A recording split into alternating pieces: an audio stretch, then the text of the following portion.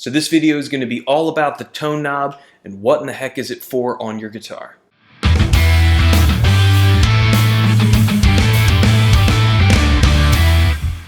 But first, before we move forward, if you like this video, please hit like and subscribe. Helps the channel continue to grow.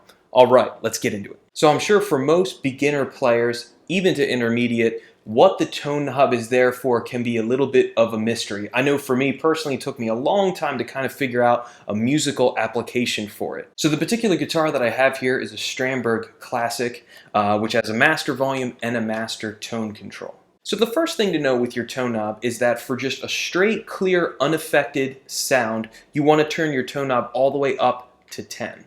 That basically means that the tone knob is having no effect on the signal of your guitar. The pickups are picking it up wherever you have your pickup selector switch sent. It's right out the output jack of your guitar and then into your amp.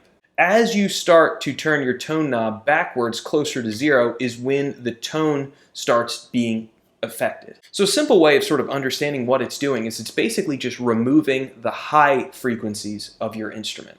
You're basically just cutting off those top frequencies. So the first way that I usually recommend most students to use the tone knob is if you feel like your pick attack is a little too sharp or a little too harsh, just roll your tone knob back ever so slightly and that'll kind of help round that off.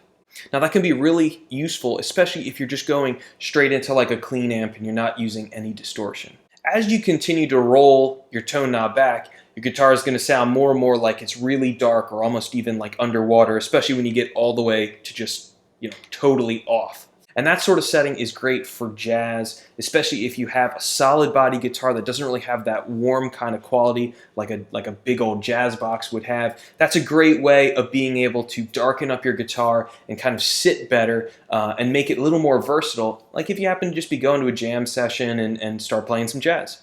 Now there's one other thing that's really cool about the tone knob setting, which is if you roll it all the way back and you're using a decent amount of distortion. This is kind of what Eric Clapton did to get his quote-unquote woman tone.